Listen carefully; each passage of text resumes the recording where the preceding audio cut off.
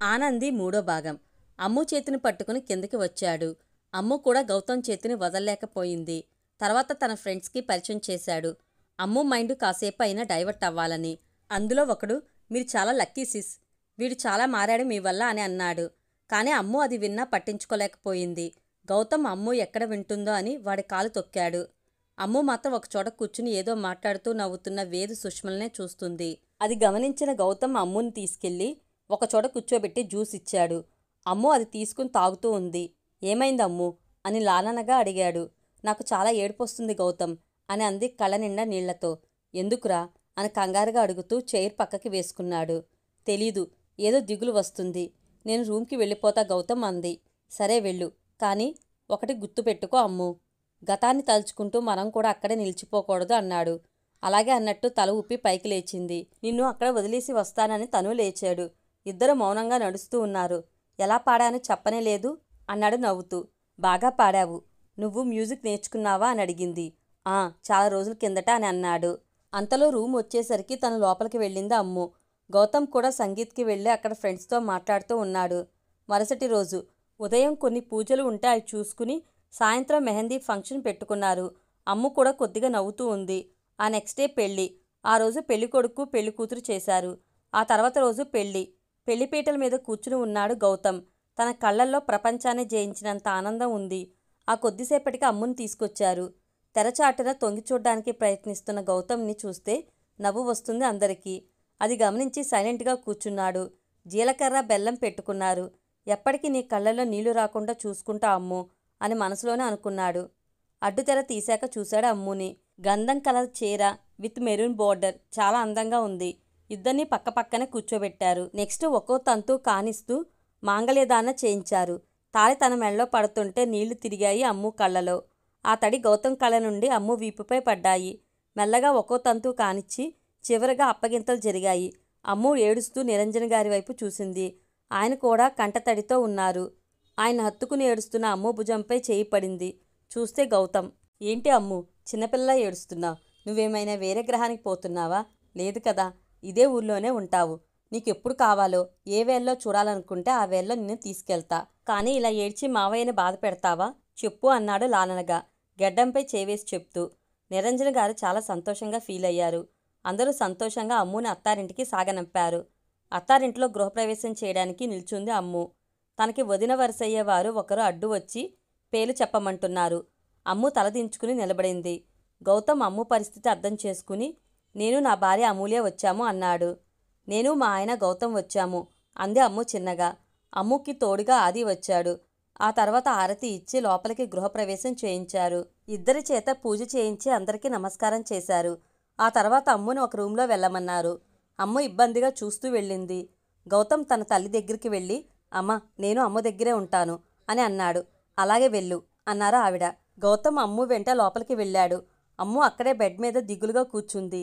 అది గమనించిన గౌతమ్ అమ్ము ముందు మోకాళ్లపై కూర్చుని, ఏమైంది అమ్ము అని అడిగాడు. ఒక్కసారి కూడా బావ నాకు సారీ చెప్పలేదు గౌతమ్ అంది చిన్నగా. ఏమంటున్నావు అమ్ము అని అడిగాడు. నేను సారీ చెప్పడానికి కూడా సరిపోనా? నేనేం చేశానని నన్ను ఇలా బాధ పెట్టాడు? ఇష్టం లేకపోతే అప్పుడే చెప్పేయచ్చుగా అని అంది ఏడుస్తూ. అమ్ము అమ్ము అని అంటూ ఓదార్చడానికి ట్రై చేస్తున్నాడు. అమ్ము మాట వినట్లేదు. ఒక్కసారిగా అమ్ము మొహాన్ని చేతిలో పట్టుకుని మొహం దగ్గరికి తెచ్చి, కామ్డౌన్ అమ్ము, కూలవ్వు అన్నాడు. సైలెంట్ అయ్యింది అమ్ము. ఓ మదిని దూరం చేస్తే ఇంకోటి ముడివేస్తాడు. ఎదలోనే ప్రేమకి వేరే మజిలీకి చేరుస్తాడు అన్నాడు. ఆ పదంలో చాలా అర్థం ఉంది అనిపించింది. నువ్వు రెస్ట్ తీసుకో అమ్ము అని అన్నాడు నవ్వుతూ. అమ్ము అలాగే అని వెళ్ళి డ్రెస్ చేంజ్ చేసుకుని ఫ్రెష్ అయి వచ్చి పడుకుంది. అమ్ము పడుకునేదాకా అక్కడే ఉండి బయటకు వచ్చాడు గౌతమ్. తన రూమ్కి వెళ్ళి ఫ్రెష్ అయి తను పడుకున్నాడు టైర్డ్ అవ్వడంతో. సాయంత్రం మెలకువ వచ్చింది అమ్ముకి. లేచి మొహం కడుక్కుని బయటకు వచ్చింది. హాల్లో సుమ్మగారు కొందరు బంధువులు ఉన్నారు. అమ్ము రావడం చూసి సుమ్మగారు అమ్ము దగ్గరికి వెళ్ళారు.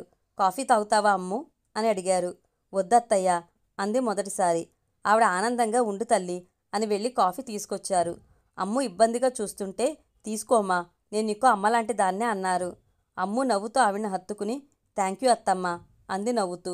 ఆవిడ అక్కడే వాళ్లతో కూర్చోబెట్టుకుని మాటల్లో పడ్డారు. అమ్ము కూడా చిన్నగా వాళ్లతో మాటల్లో పడింది. ఆ తర్వాత కొద్దిసేపటికి మా కాఫీ అని అరిచాడు గౌతమ్. అమ్ము నువ్వు వెళ్ళి ఇస్తావా తల్లి అన్నారు అమ్ము వైపు చూస్తూ. అమ్ము ఇబ్బందిగానే తల ఊపి కిచెన్లోకి వెళ్ళి కాఫీ చేసి తీసుకుని గౌతమ్ రూమ్ ఏదో వెతుక్కుంటూ వెళ్ళింది. 2 రూమ్స్ వెతికాక దొరికింది.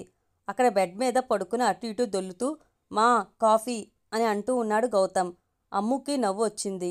చిన్నగా గాజులు సౌండ్ చేసింది. తల ఎత్తాడు గౌతమ్. అమ్ము కనిపించేసరికి తడబడుతూ లేచి కూర్చున్నాడు. అది అత్తమ్మ ఇవ్వమన్నారు అంది చిన్నగా. కాఫీ తీసుకున్నాడు గౌతమ్.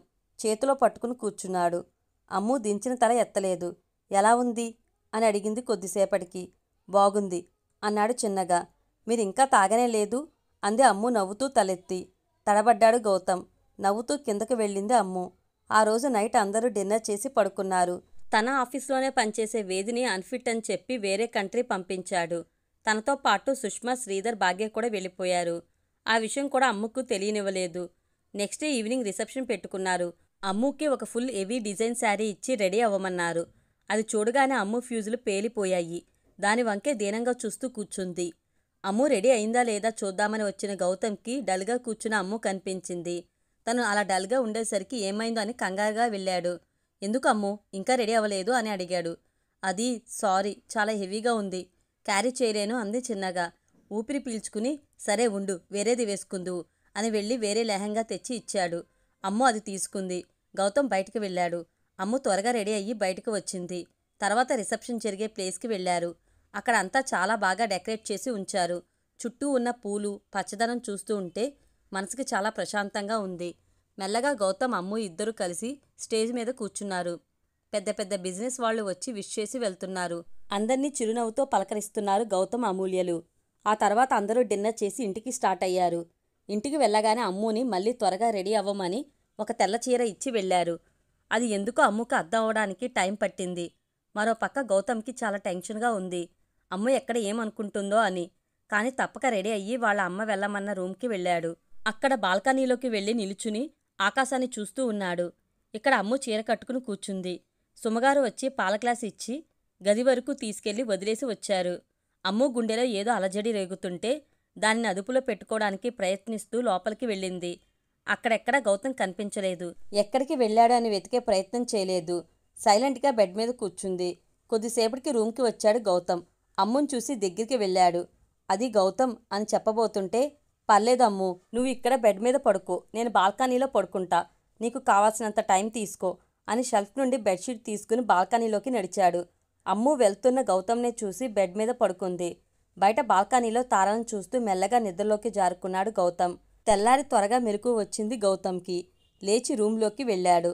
తన మొహంపై కనిపిస్తున్న కన్నీటి చారలు చూస్తేనే తెలుస్తుంది రాత్రి ఏడ్చిందని. చిన్నగా తల నిమిరి నుదుట ముద్దు పెట్టుకుని గుడ్ మార్నింగ్ అమ్ము బంగారం అని. రోజు నీ ఫోటోకి పెట్టి చెప్పేవాడిని, ఇప్పుడు నీకే డైరెక్ట్గా చెప్తున్నా. ఎంత మార్పు కదా. అసలు అనుకోలేదురా నువ్వు నా భారీగా ఇలా ఉంటావు అని. నిజంగా ఇప్పుడు ఇదంతా కలగా ఉంది తెలుసా. అసలు నమ్మడానికి కూడా కష్టంగా ఉంది. నాకు తెలుసు అమ్ము, నువ్వు మీ బావ వేదిని ఎంత ఇష్టపడ్డావో. నేనప్పుడు నిన్ను కలవడానికి వచ్చేవాడిని కదా. అప్పుడు నీ కళ్ళల్లో నాకు మీ బావ గురించి చెప్పిన ప్రతిసారి మెరుపు కనిపించేది. అందుకే నీ కళ్ళల్లో ఆ మెరుపు ఎప్పటికీ ఉండాలని మీ బావ గురించి ఎంక్వైరీ చేశాను. అప్పుడే తెలిసింది మీ బావ నిన్ను కాదు సుష్మని ఇష్టపడుతున్నట్టు. ఈ విషయం నీకు చెప్తే నువ్వు నమ్మలేదురా. అందుకే నీ నుండి దూరం వెళ్ళలేక వెళ్ళాను. నువ్వు వెళ్ళిపో అనగానే. నిజంగా అమ్ము, నువ్వు నన్ను యాక్సెప్ట్ చేసినా చేయకపోయినా నన్ను మాత్రం వదిలి వెళ్ళక్కు. నువ్వు లేకపోతే నా ఊపిరి ఆగిపోయినట్టు అవుతుంది. నాకు ఉన్న ఒకే ఒక్క ఫ్యాంటసీ ఏంటో తెలుసా. నేను నీకు ఇష్టంగా ఇచ్చిన చీరలో నా కోసం ప్రేమగా రావాలంట. నేను నిన్ను ఆ చీరలో చూసి నాకు చాలా నచ్చి నీకు ముద్దివ్వాలంట. అయి చెప్తూ చిన్నగా సిగ్గుపడ్డాడు. మళ్ళీ మాట్లాడుతూ నేను, అమ్మ నాన్న, మన పిల్లలు, ఇంకేం వద్దు, చాలు. లైఫ్ లాంగ్ నేను నీ కాళ్ళ దగ్గర ఉండిపోతా. అదంతా కాదురా, నాకు ఒక మాట ఇవ్వు. నువ్వు నాతో లైఫ్ లాంగ్ ఉంటావు కదా, నన్ను వదిలిపోవు కదా అని అంటూ అమ్ముకి చెయ్యి చూపాడు. అమ్ము నిద్రలో ఆ చెయ్యిపై తన చెయ్యి వేసింది. గౌతమ్ ముందు షాక్ అయినా మళ్ళీ చిన్నగా నవ్వుకుని చాలు, ఈ మాత్రం భరోసా అని లేచి వాష్రూమ్కి వెళ్ళాడు ఫ్రెష్ అవడానికి. గౌతమ్ వెళ్ళాడు అని కన్ఫర్మ్ చేసుకున్న అమ్ము కళ్ళు తెరిచింది. అప్పటిదాకా చాలా కష్టంగా కళ్ళల్లో దాచుకున్న కన్నీళ్లని కొసల నుండి బయటికి పంపించింది. అలానే ఇంతసేపు గౌతమ్ చెప్పిన మాటలు తలుచుకుని ఆలోచిస్తూ ఉండిపోయింది. మెల్లగా లేచి కూర్చుని ఉండగా వచ్చాడు గౌతమ్. అమ్ము లేచి ఉండటం చూసి ఇంకాసేపు పడుకుని ఉండొచ్చుగా అమ్ము అన్నాడు. లేదు, నిద్ర రావట్లేదు అని అంది లేస్తూ. సరే, నువ్వు వెళ్ళి ఫ్రెష్ అవ్వు, నేను వెళ్ళి నీకు కాఫీ తెస్తా అని వెళ్ళాడు. అమ్ము గౌతమ్ని చూస్తూ ఆలోచిస్తూ ఫ్రెష్ అయి వచ్చింది. ఎప్పటికో గౌతమ్ అమ్ము కోసం ఒక డ్రెస్ తెచ్చి పెట్టాడు. అలాగే కాఫీ కూడా పెట్టి, త్వరగా రెడీ అయ్యి కాఫీ తాగేసిరా గుడికి వెళ్ళాలంటే అని ఉంది ఒక స్లిప్పులో. దాన్ని చూసి నవ్వుకుని రెడీ అయ్యి బయటికి వచ్చింది. కిందకు దిగుతూ గుడ్ మార్నింగ్ అత్తమ్మ, మావయ్య ఎక్కడా అని అంటూ వెళ్ళింది. ఆవిడ్ని హత్తుకుంది. అక్కడే సోఫాలో కూర్చుని ఉన్న ఆయన గుడ్ మార్నింగ్ రా తల్లి అని అన్నారు. ఆయన పక్కనే ఉన్న గౌతమ్ని చూస్తూ గుడ్ మార్నింగ్ అండి అంది. కాఫీ తాగుతున్న గౌతమ్కి పొలమారింది. అప్పుడే ఇంక నిద్రలేచి వస్తున్న ఆదిత్య నహి అని గట్టిగా అరిచాడు. వాళ్ళు అలా రియాక్ట్ అయ్యేసరికి అందరూ నవ్వేశారు. అమ్ము కూడా నవ్వుతూ ఇది మరీ టూ మచ్ అని అంది బొంగమూతి పెట్టుకుని కూర్చుంటూ. అచ్చో మా బుజ్జి అమ్ము అలిగిందే అని అంటూ వచ్చాడు ఆది. ఏ పో బ్రష్ ఏ ఫస్ట్ అని తోసింది ఆదిని. చేసే వచ్చానే అని అంటూ పక్కనే షాక్గా చూస్తున్న గౌతమ్ని చూసి ఏమైందిరా అని అడిగాడు ఆది. నీ చెల్లి నన్ను యావండే అందిరా బావా అని అన్నాడు గౌతమ్ షాక్గా. మరి మొగుడిని పెళ్ళం యావండే అనకుండా ఏరా అనాలా అని అడిగాడు మొహం చిట్లించి. ఇదిగో ఈ వెటకారమే వద్దనేది అని అన్నాడు.